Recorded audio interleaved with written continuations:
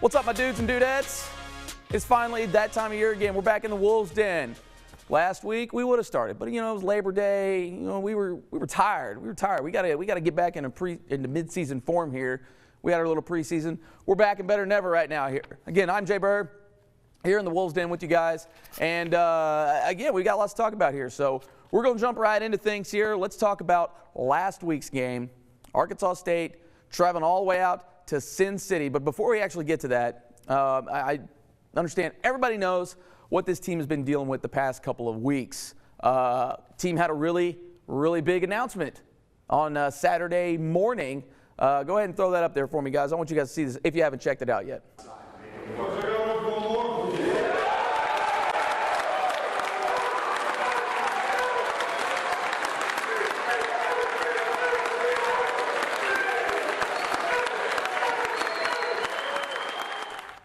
Oh, look at that. My dude Blake is back in his house.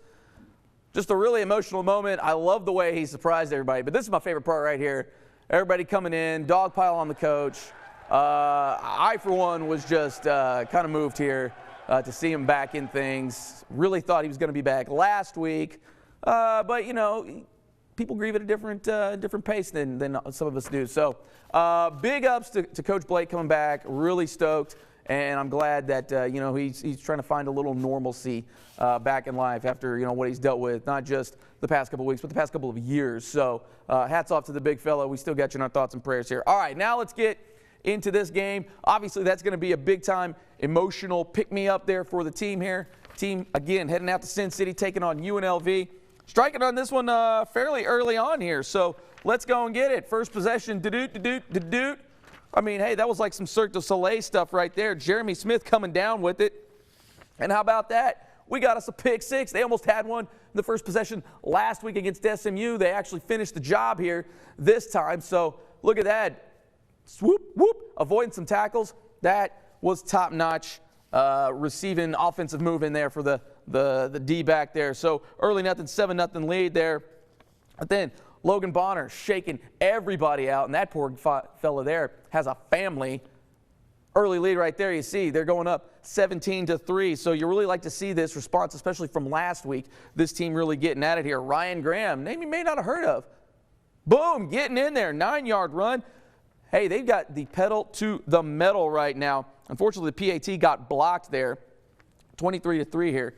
So there you go. You check it out, second half. Logan Bonner, Kirk Merritt back in action again. Good to see him as well, as he kind of took a nasty hit last week against SMU. He looks just fine there, flying high. You get that guy into some open space, it's game over here. 33-10, the throttle is full down. And you may have heard of Bonner to Bayless. Well, there you go, right there. My man, get him into some open space. He's having a year right now. He leads the NCAA in touchdown receptions. That's his 5th touchdown already. Obviously, last week had the big week with 4 touchdowns. But there you see it. I mean, just when I was actually watching this game, I thought he overthrew Kirk Merritt there. I was just like, Bonner, what are you doing? Oh, there's Bayless. So you got it, dog. Take care of yourself. And then some late action here for UNLV. Got the nice bomb. Again here, this is kind of garbage time. You see under 2 minutes left in this one. So not a big deal there. Randall Grimes with the 56-yard reception from Kenyon Oblad. That pass right there actually went for more yards than what Armani Rogers had throwing the entire game. So let's throw up some of the stats in this one. This is actually 43-17, ends up being the final. This is the biggest road out-of-conference win since Hawaii back in 1998 for this team. But there you see it. Third downs, obviously dominated that thing. Always want to see third down domination on both sides of the ball, offensively and defensively. Again, Armani Rogers, 8 for 23, 42. No kind of yardage in this one. In fact, last year, rushing, that guy had 181 yards. Only 4 you see right there for them. Charles Williams, he did okay for them. They're a running team. He's going to get his eventually. 168 yards, had the touchdown there. UNLV had a punt return in this one. That's something you rarely see out of this Red Wolves team, especially the past couple of years. Had 10 total yards. That's literally a bajillion times more than what they gave up all of last year. They gave up negative yards last year in the punt return game. Logan Bonner having him a day, 284 yards, 2 touchdowns you saw there to Merritt.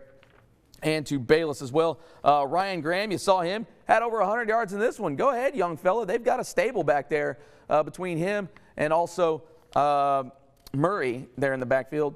Bayless, 6 catches, 149 yards. That is a career high for him. So he smashed it last week, smashed it this week. Still probably going to get snubbed for the Offensive Player of the Week. Had the touchdown. Blake Grupe, you see there, 3 field goals. He was 4 for 5 in the extra points. A little typo there. Excuse us there. Defense, though, doing their thing. 6 sacks, 10 tackles for a loss, and you saw the touchdown there. So everybody coming to call, man. Let's go here. I want to bring in a good friend of mine here.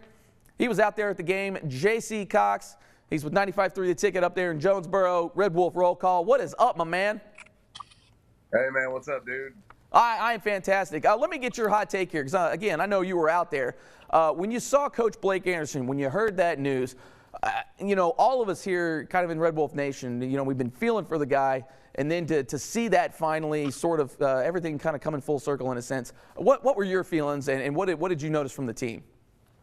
Well, I was getting ready to leave my hotel and head to the stadium, and I got a text message that said, hey, just want to give you a heads up.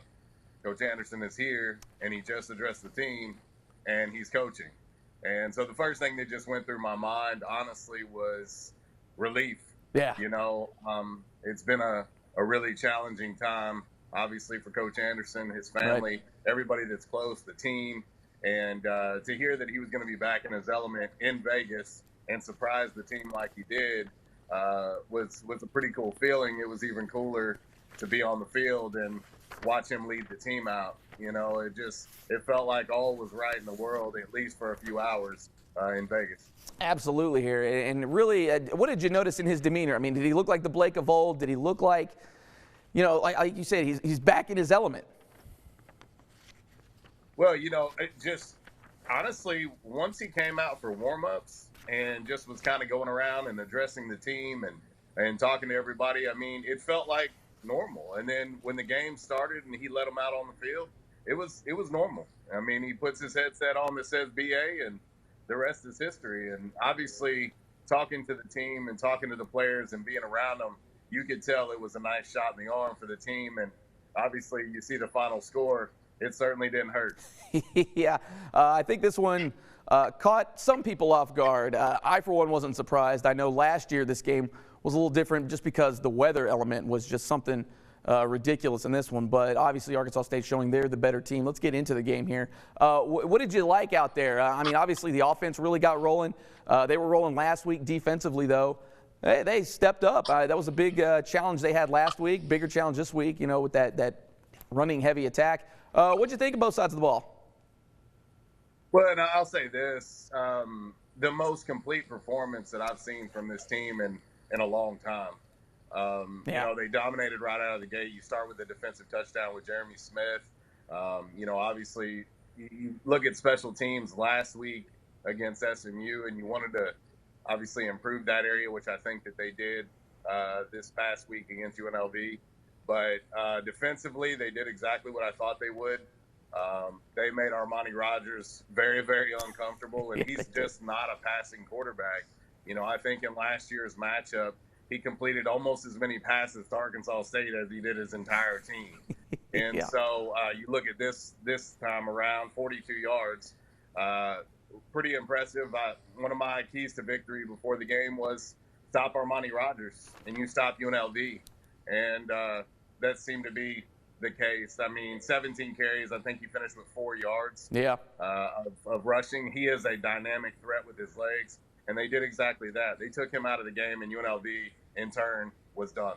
Definitely bottled him up. Logan Bonner looking solid in his second start. A little rough out the gate, but finally settled in. Obviously having Kirk Merritt back.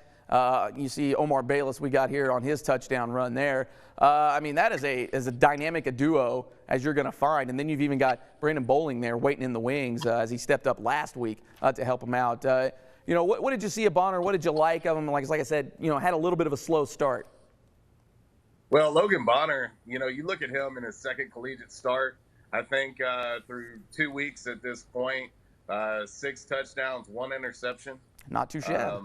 You know, he's a guy that the team believes wholeheartedly in. They know as receiving core goes that he's going to throw it. I mean, he's going to put it into windows that most quarterbacks won't do. He's a gunslinger. You know, I tell people all the time, he's a poor man's Brett Favre / Baker Mayfield. He's going to make a lot of throws that you go, what in the world did, you know, just happen? And then he's going to make some other throws that you're like, why did he do that? It's the good with the bad, but so far there's been way more good than bad with Logan. You look at the receiving core, who still isn't 100%. Yeah. You know, I mean, you get Kirk Merritt back. He did clear concussion protocol, and he did play. Obviously, scored. But you know, there's still some people out there that's asking about Dahu Green, who tweaked something in the pregame, going through warm-ups. He practiced all week, and then he tweaked something, and so it still hasn't been the full complement of receivers. But the receivers that are playing are obviously pretty good. You look at Omar Bayless. I call him Spider-Man because he makes catches that other receivers just can't make. And you see the touchdown catch that he had against UNLV. When he caught it, there was no catching him. I mean, he got a step or two in front of the defense, and that was it. Nobody was catching him. And I talked to Coach Anderson about him after the game, and Coach basically said, look, he's been that guy all along. You just have always constantly had someone in front of him. Yeah. You know, it's just another name in front of him, and Omar's getting his chance now to show everybody and show the world that he's a pretty darn good receiver. He's not too shabby. Obviously, the world being introduced to Ryan Graham. You know, Marcel Murray, he's had a little bit of a slow start, but that kind of happens when you had the season that he did last year. You're going to get a lot of attention, a lot of focus. Tell us a little bit about Ryan Graham quickly. Ryan Graham, a JUCO transfer. He was a JUCO All-American out of California.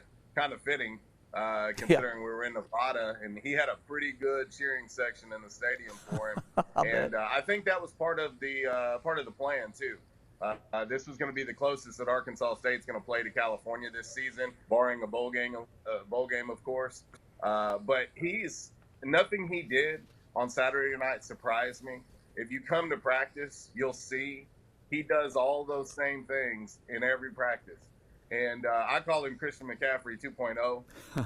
He can receive the ball out of the backfield. He's dynamic with it in his hands. And that stable of running backs that Arkansas State has may be the best stable from top to bottom ever. And that's saying a lot considering the old option days. Ooh, yeah. But from top to bottom, they have somebody that does something different. Each guy does something really dynamic.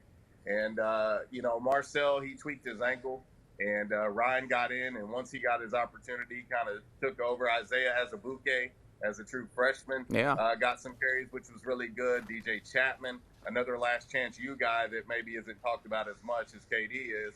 But that stable of running backs is very good, and Ryan Graham had a huge game. And, again, it was no surprise to me. You get him the ball, and he's going to make plays. Absolutely here, and we're going to need this team to make some plays coming up next week. Big one on tap for them, taking on the number 3 team in the country, them Georgia Bulldogs. This game actually going to be an early one there, 11 a.m. The kickoff. ESPN2 will have the telecast there, so a national audience here. You know, we understand what this game is. This team is capable, but everything has got to go right. A couple of keys to the game that I think we'll kind of go one by one here. JC, and then we'll kind of get your take on that too. But I think this team really needs to control the game. And what I mean by controlling the game is not letting it snowball. It's kind of what happened with them last year against Alabama. A couple plays here and there, and, you know, Bama, boom, boom, boom, scores, and, you know, you're out of the game within 10 minutes of game time. So, you know, that's what I think they ought to do. Not necessarily control the ball or anything, but just sort of manage things a little better. What do you think? Well, you know, Georgia is a team that I believe is the best team in the country. I know a lot of people will disagree with me in regards to Clemson and Alabama, but I thought going into the season that Georgia's the best team in the country. They return a lot of starters. They are very, very dangerous with a lot of team speed. It's a game for Arkansas State that I call a boa constrictor matchup. And what I mean by that is if you wiggle just a little bit and you give them just enough room, they're gonna tighten up on you. And you do it some more, and they tighten up on you again. And next thing you know, you can't breathe, and they're going in for the kill. Right. That's who Georgia is. Arkansas State is going to have to play the game of all games. Yeah. It's going to have to be UNLV times 100 to be able to keep this thing respectable and to have an opportunity to maybe pull off the upset. Georgia is one of the best teams in the country for a reason. Yeah. You're going to be playing 11 a.m. It's going to be hot. It's going to be on national TV. And Arkansas State is going to have to play the game of games. Now, is it impossible? Absolutely not. If this team just sticks to their identity and worries about what they have to do and not worry so much about who the opponent is, what the number is to the left of their name, all of that, they'll be fine. To me, what I want to see a cleaner game against one of the big dogs of college football. Yeah. I want to see a game that is respectable, a game that you're at halftime saying everybody's getting the alerts going, hey, Arkansas State is within blah, blah, blah, or Arkansas State is up by 3 on Georgia at the half. That's what I want to see. I want to see these games that are these, quote, big money games. I want to see these as actually games and not blowouts. And so the team is very capable. They have a lot of things that will work well against Georgia. But, again, you cannot make mistakes. You must play very, very clean football to have any chance whatsoever against Georgia. No, I'm with you on that, and I think a real big key to that will be that defensive front. They really need to get some push. Obviously, Jake Fromm, one of the best guys in the country. Guy can drop dimes. He throws them big. He throws them short. You got to make that guy uncomfortable. I think we see what this defense is capable of when guys are uncomfortable, and especially the way the style of defense that Arkansas State plays puts a lot of onus on that secondary. They're going to need a lot of push from that defensive front. Well, and, yeah, it sounds so cliche when you start talking about winning the games in the trenches. Yeah. But it's true. I mean, it's how you win games at all levels, whether you're talking about junior high up through the NFL. You must dominate the line of scrimmage. On the defensive side, Arkansas State, that defensive front that they put out there is one of the best that you'll see in the country. They are very disruptive, but if you give Fromm time, he'll destroy you. And so it's going to start early on up front for Arkansas State on the defensive side. And I'll say this too, through 2 games for Arkansas State, very underrated has been that offensive line of Arkansas State. Arkansas State's offensive line has played very, very well, have opened up big holes in the ground game, have protected Logan, and they're going to have to play the games of their lives on Saturday against Georgia as well. But you must start at that line of scrimmage and build out from there. If you can take care of business at the line of scrimmage, I think the rest of it will take care of itself. Yeah, I'm with you. The trench is going to be big, especially against those SEC, big-time SEC caliber type of defensive line. Also, the cornerback's going to be in for one. I know we kind of mentioned them there. Lil Jerry and company, you saw Jeremy Smith there. They're going to have their hands full. They've got a crop of wide receivers there at Georgia as well. Is there anything that you think that they can do a little differently, or are they capable of keeping up with those guys? Because, I mean, these guys are dangerous. Well, you look at what Jerry's going to have to bring to the table, what Jeremy Smith's going to have to bring to the table. You're going to look at the back end of the defense, too, with B.J. Edmonds. And, you obviously have to look at Antonio Fletcher, who missed the first half against UNLV, which a lot of people didn't even realize just due to the suspension on the targeting call. But obviously when he got back in the game, he made a difference, too. But the back end of the defense is very, very good. But this is a different animal. I mean, Georgia is going to run dude after dude out there that can take it to the house. And so, obviously, the push that you're going to need on the front end by the defensive line and to eliminate the amount of time that you can sit back there as a quarterback and go through your reads is going to be huge, and it's going to be the best friend of Jerry Jacobs and Jeremy Smith and company.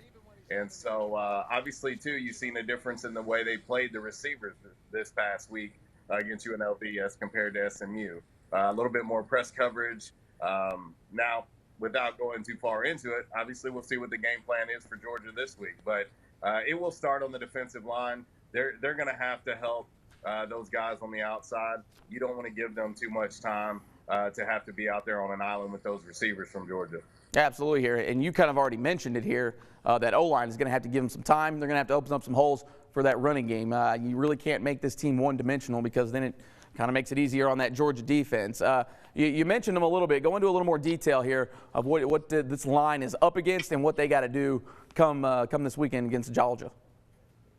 Well, and that's the thing with Coach Coughlin when he came in as O-line coach. He wanted the offensive line to be nasty.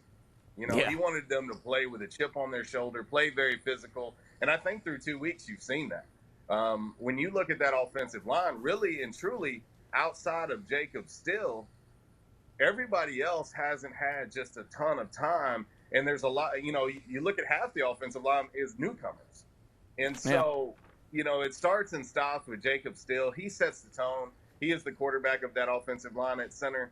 And, the mixture of guys that they've been running in and out of there has worked. Arkansas State has big size on that offensive line, maybe the biggest that they've ever had in school history, with the guys that they're running out there 6'7", 6'6", 6'5". I mean, they're running big dudes out there. And obviously, you're going to have to give Logan Bonner time. You're going to have to open up the holes for Marcel and Ryan Graham and the rest of the running back core.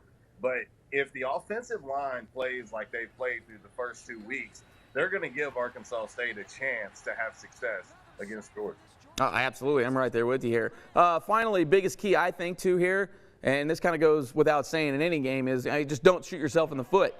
This team kind of has a tendency from time to time. Now, they did great this past week, with penalties, things of that nature, silly mistakes that, they just tend to make. And especially, I feel like in big games like this, guys not necessarily making erroneous types of plays, but, maybe just trying a little too hard to make a play. Like Logan Bonner, for example, he's a gunslinger, might have to be a little more careful throwing the ball, especially against the secondary like Georgia has.